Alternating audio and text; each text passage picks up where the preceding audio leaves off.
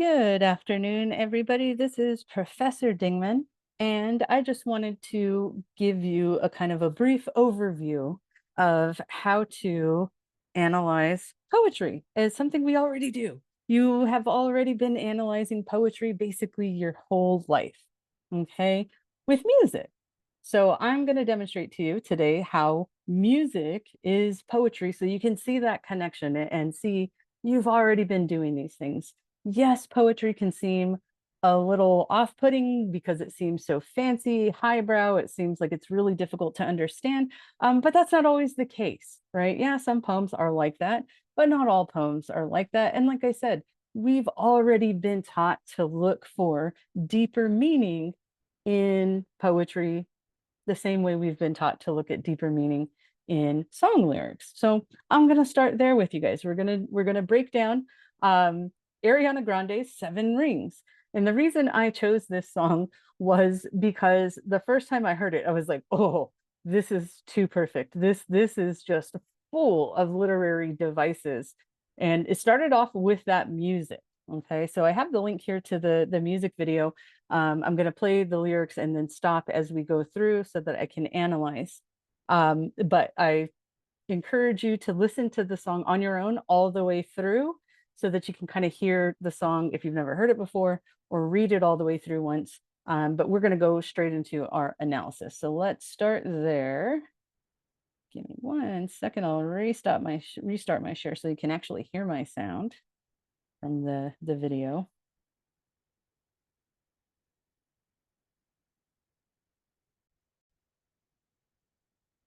Okay. So let's get going.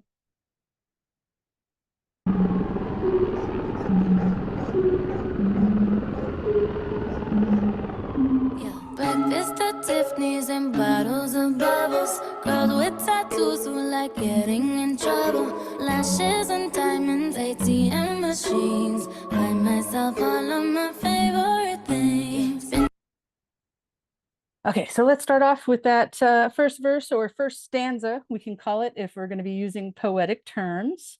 So like I said, right away from the very beginning, this song is just full of like symbolism and allusions.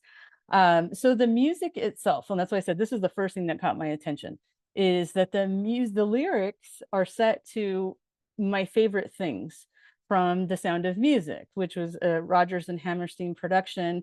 And the original song references simple pleasures that can't be bought, but that are like, relieve bad, painful feelings or experiences, and things that represent more positive associations. So if we look at some of the lyrics here from the original, it's raindrops on roses and whiskers on kittens, bright copper kettles and warm woolen mittens, brown paper packages tied up with strings. These are a few of my favorite things. Cream colored ponies and crisp apple strudels, doorbells and sleigh bells and schnitzel with noodles. Wild geese that fly with the moon on their wings. These are a few of my favorite things. Okay, so we can see, right, what the original again is highlighting, and those are kind of like life's simple pleasures that can't really be bought, right? Um, Ariana Grande's song kind of turns that on its head, and it's like kind of the opposite, right? She's going to list out all these things she can buy, and these are things that make her happy, right? So, like starting off too, and the big thing about her using the Rodgers and Hammerstein, my favorite things, is that they they own that, okay? And she ended up giving up something like 90% of the royalties from that song back to the original owners, right? Back to Rodgers and Hammerstein, or whoever owns the rights to that music. Um, and it's again, it's a flex because she's talking about all these things that she can buy and do for herself. And if she wants it, she gets it. And that even means using the lyrics to this really famous song. And if she wants to use just a little bit of the music to help her make her song happen, she can do it because she has the money and she can afford to let all those royalties go back to Rodgers and Hammerstein, right? So before she even starts changing the lyrics, this is a huge flex and her showing off like her wealth and her power, right? It's not going to bother her that she's not making that much money from this song. She already has enough money, right? It's a flex. So then we can jump into like what specifically she's talking about here, right? Yeah, breakfast at Tiffany's and bottles of bubbles. So here she's like, you know, talking about luxury jewelry. We all know Tiffany jewelry is right, really luxurious and high price. They sell very, very costly jewelry. Beautiful, but costly. It's also an allusion to the movie Breakfast at Tiffany's, starring Audrey Hepburn in her iconic and fashionable role of Holly Golightly, right? And it's a reference to that character, Holly Golightly, like stopping and window shopping and eating. It looks like a breakfast pastry in the morning in front of Tiffany. So breakfast at Tiffany. Um, we continue on with her lyrics. Girls with tattoos who's like getting in trouble, lashes and diamonds, ATM machines, buy myself all of my favorite things. So again, if we look at like what she's talking about here, right, the Tiffany jewelry, bottles of bubbles, she's referring to champagne, getting those nice fake eyelashes, diamonds, ATM machines, all these things symbolize wealth, right? These are all symbols of wealth. And then notice in this last line here, she's setting the tone as boastful and proud because she's saying by myself all of my favorite things. She doesn't have anybody here buying stuff for her, right? She's buying her stuff. So, right, again, going back to the original version, Ariana Grande's version focuses on wealth and all the things that wealth can buy. And so she's also kind of making this commentary that she can buy happiness, or at the very least, buy stuff that's going to make her feel happy. Through some bad shit, I should be a savage. Who would've thought it turned me to a savage? Rather be tied up with calls and not strings. Write my own checks like I write what I sing. Yeah. My wrist, stop watching. My neck is flossy. Make big deposits. My gloss is popping. You like my hair? Gee, thanks. Just bought it. I see it. I like it. I want it. I got it. Yeah, I want it. I got it. I want it. Okay, so let's jump into that next couple stanzas. All right, so she goes on, been through some bad shit, I should be a sad bitch. So these are references to some stuff that happened to her. So in the last few years when this song had first come out, she was going through several difficult situations, and all this kind of stuff was covered in the media. And you can see in my note here, she was performing during the Manchester Arena bombing when that happened, and that was awful. And she has expressed she had PTSD from that. It was around this time that she also broke up with her long-term boyfriend partner, Mac Miller, in 2018.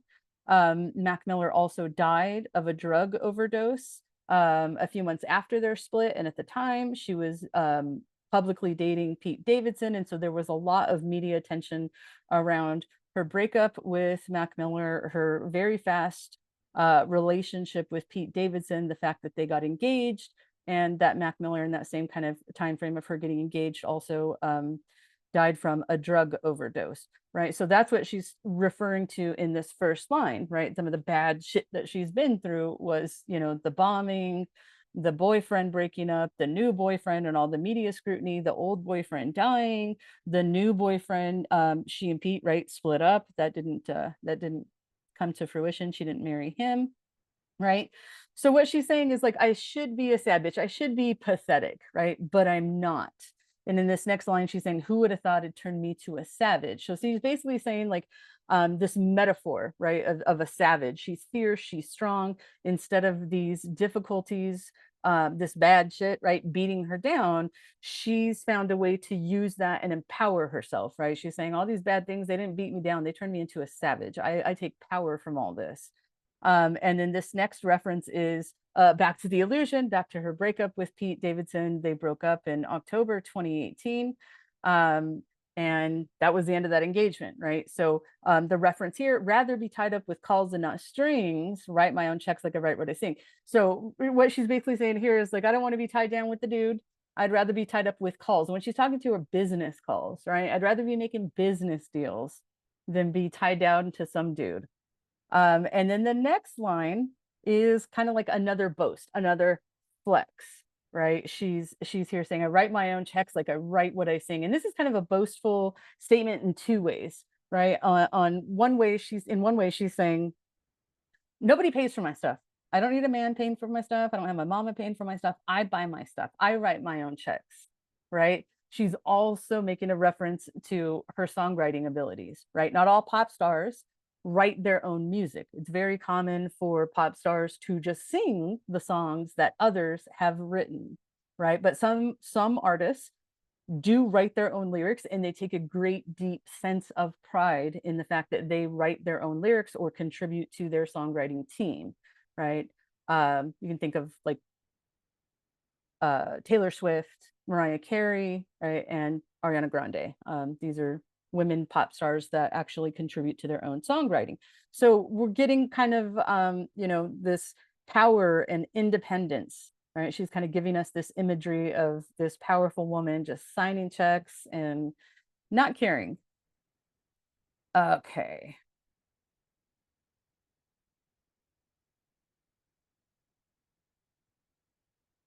I got it, I want it, I got it, I want it, I got it. You like my hair? Gee, thanks, just bought it. I see it, I like it, I want it, I got it. Okay, so let's go to this next stanza. And so what she's saying, my wrist stop watching, my neck is flossing. So again, she's just showing off, right? She's showing off all of her wealth, her beauty, her power. This is all imagery, right? That she has all of these things, that she's able to make big deposits into her bank because she's making all this money from being a pop star, right? Here's a reference to her good looks. And her hair, I love this one too. We all know that she buys these like really long extensions, and she's unabashedly admitting that her hair is fake, right? She's like, I bought it. You love this hair? It looks good. Yeah, it does look good. I just bought it. Thanks. Right. So again, it's this other like empowerment. Like she knows her hair is fake. She doesn't care. She has the money to buy good looking fake hair. And if she wants it, she's going to do it. Right. We see it right here. I see it. I like it. I want it. I got it. Right. It's that boast that is reinforcing this kind of like boastful, prideful tone. Okay. And then there's just the in the refrain, we're getting the repetition. I want it. I got it. I want it. I got it. Right. I want it. I got it. So this repetition of this idea of her power and her control that she has, and that life doesn't just happen to her. She takes life by control. Wearing no ring, but ain't gon' be no misses. By matching diamonds for 6 of my bitches. I'd rather spoil all my friends with my riches. Think we tell therapy my new addiction. Whoever said money can solve your problems must not have had enough money to solve them. They say which one, I say nah, I want all them. Happiness is the same price as red bottoms. My smile is beaming, my skin is gleaming. The way it shine, I know you seen it. I bought a crib just for the closet, both his and hers. I want it, I got it.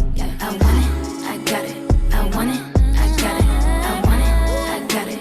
I want it, I got it. You like my hair? Gee, thanks, just bought it. I see it, I like it. I want it, I got it. Okay, so let's jump back up here. Okay. So again, right, we had talked about the recent events in her life surrounding the release of this song. So there was this big media story that when she broke up with Pete Davidson, gave him back his ring, she and 6 of her friends went shopping, and she bought diamond rings for her and her 6 friends, right? So that's what she's referring to here, wearing a ring, but ain't gonna be no misses. So it's like, I bought my diamond ring, bought matching diamonds for 6 of my bitches, rather spoil my friends, spoil all my friends with my riches. Think retail therapy, my new addiction. Okay, so it's back to this kind of female empowerment. She's alluding, this is an allusion to that event where she, went on the spending spree and bought 7 diamond rings, one for her, the other 6 for her friends. And right, coming back to this whole notion of like, I don't need men to, spoil me with stuff. I don't need men buying me stuff. I have money. I have power. I have friends. I'm the one, I can buy my friends stuff. Right. And then, this notion of spending money and buying herself lovely, expensive things like makes her happy, right? And she's looking at shopping as her relief and her therapy, but shopping also as an addiction, right? And it's a bit of a metaphor and it's a bit of hyperbole, exaggeration, right? And then she says, whoever said money can't solve your problems must have not had enough money to solve them. Right. And that's an allusion to a very famous saying, right? That money doesn't solve problems, or if you have more money, you have more problems. Right. So she's making that joke of like that only poor people say that, because if you have enough money, right, you can make all your problems kind of go away. And then we get back into like another boast, another flex. They say which one? I say nah, I want all of them. Right. So again, her power, her money, her wealth. I don't want just one. I'll take the whole case. I'll take all of them, right? It's a flex. And then down here, same thing. It's kind of the reference to happiness coming from things she's able to purchase for herself. She says happiness is the same price as red bottoms. And this is an allusion, if you don't know, to Louboutin, to the Louboutin, the famous red bottom shoes, which I have a link here if you've never seen these shoes. They have the famous red bottoms on them. Okay, so yeah, look at the price of Louboutin, depending on, what kind of shoe you buy. These are not cheap shoes, and that's like the point that she's making. Happiness is being able to buy myself one of these expensive shoes. Okay, so yeah, she's kind of turning that idea that money can't buy things. She's saying, yeah, but it can, and it's buying me happiness. All right. So then we get down again to her kind of description. My smile is beaming, my skin is gleaming. So she has, right, she's boasting on her physical appearance. Her appearance and her beauty are also helped along by her money, right? She has this money to do like these nice treatments, to get good fake hair, to buy beautiful jewelry and makeup, right? To have people that will do her hair and her makeup, to be able to buy these like fancy, fabulous clothes. Right, the way it shine, I know you've seen it, so like telling everybody, you guys can see, you can see how good I'm looking, you can see how nice my skin is, you can see all these nice things I have, right? And then we get another set of lines here, again, just more boasting. I bought a crib just for the closet, right? And we know cribs, metaphor equals house, it's just a slang saying. Both his and hers, I want it, I got it. Yeah. So, right, again, another boast, another flex. She's basically trying to create this imagery like, I got so much money, I bought a house just for the closets, and I'll be taking both closets, his and hers, because I don't need a man. This is my house, this is my money, these are my things. I'll be using both closets, right? And so then we get back into, right, the repetition. I want it, I got it, I want it, I got it.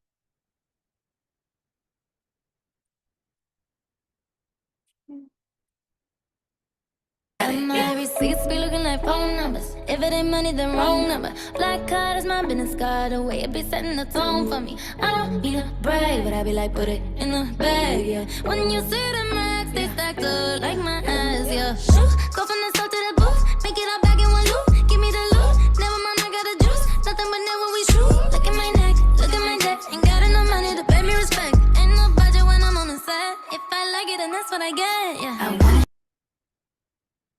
Okay, so let's go back up to the top of this stanza, reverse.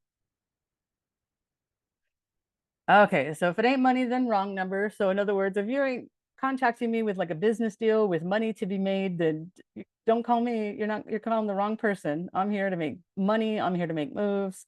That's what I'm about, right?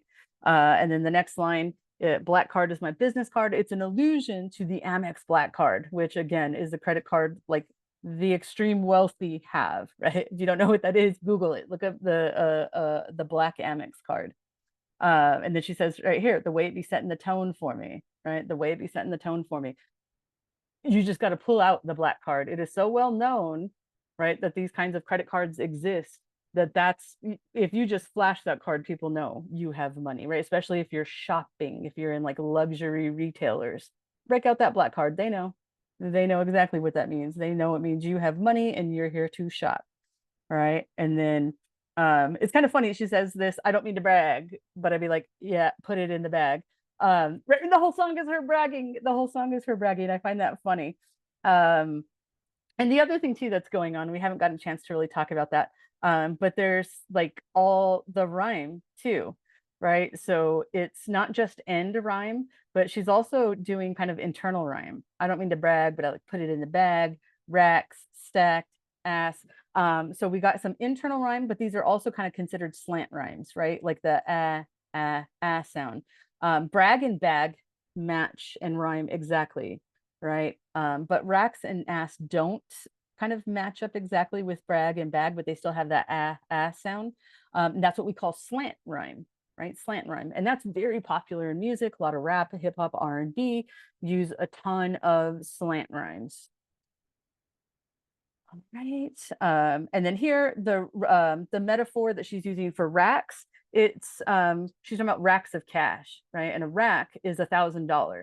And so she's saying she has like those racks, those banded stacks of money from the floor all the way up to her butt, right? So she's just making this kind of this imagery, giving us this imagery of like, that's how much money she has.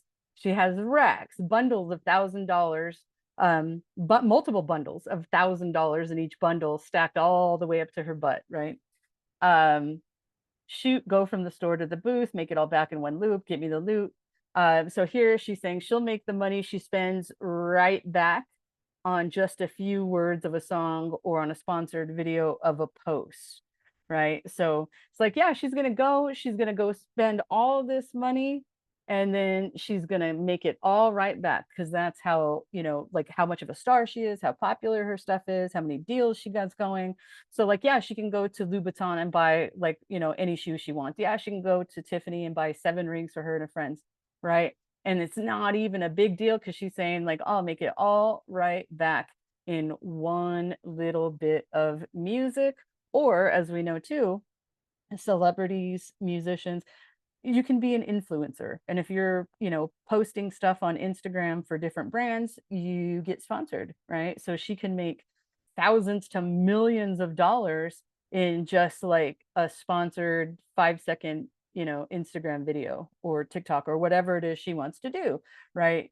And that's kind of basically what she's getting at. Like, I got the juice, I got the respect, right? Nothing but net when we shoot, metaphor. So it's success, but also smoothness of her success. She's not just successful, she's smooth about it, right? Look at my neck, look at my jet. Again, she's creating like these imagery of wealth, right? We associate like on her neck, she's wearing diamonds, right? So she's gonna be talking about my neck. The neck is referring to diamonds. You're gonna see diamonds hanging off my neck. Look at my jet. So reference to having a private jet, insanely expensive to own your own plane, and to buy all that jet fuel, right? So she's basically saying like, yeah, I got diamonds hanging off my neck. I got a private jet. And I'm so rich, you don't even have enough money to pay me respects. Like you can't even touch me. Nobody else has enough money to pay me respect. And then the last 2 lines of this verse or this stanza, ain't no budget when I'm on the set. If I like it, then that's what I get. So again, going back to that wealth and her power, like if she wants a certain thing in her video, like if she's doing a video like this video, right? Or if she's doing a movie or a TV show or hosting Saturday Night Live, whatever it is, whatever she wants, she's going to get. Budget isn't going to be an issue, because she has all the money. She'll just buy what she wants. And then also that power, like, don't tell me no, I get what I want. I have money, I have power. There's no limits. If I want something to happen in this video, it's going to be done that way, right? And then we get back to our repetition. I got it, I want it, I got it, I want it, I got it, I want it, I got it. You like my hair? She thinks, just bought it. I see it, I like it,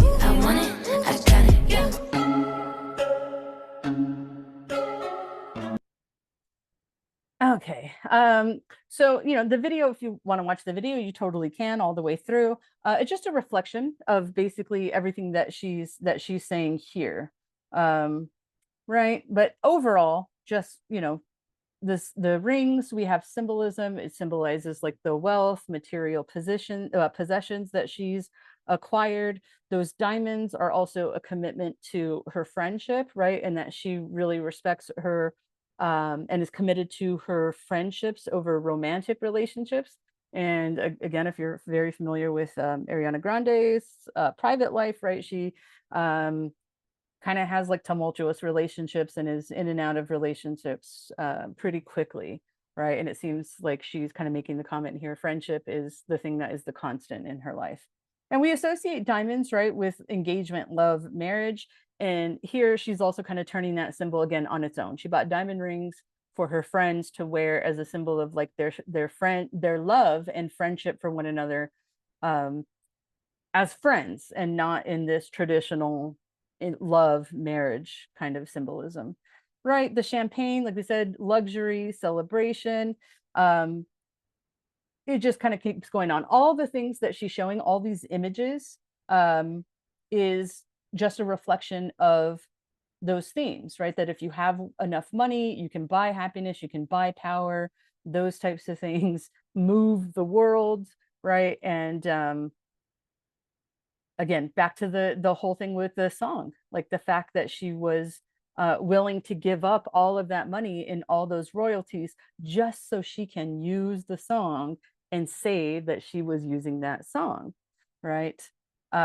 So like I was saying, a lot of stuff here to pick apart. We've already done all these things. You guys have been doing this again since you first started listening to music, right? We like songs because of the lyrics, because of what the messages are saying to us.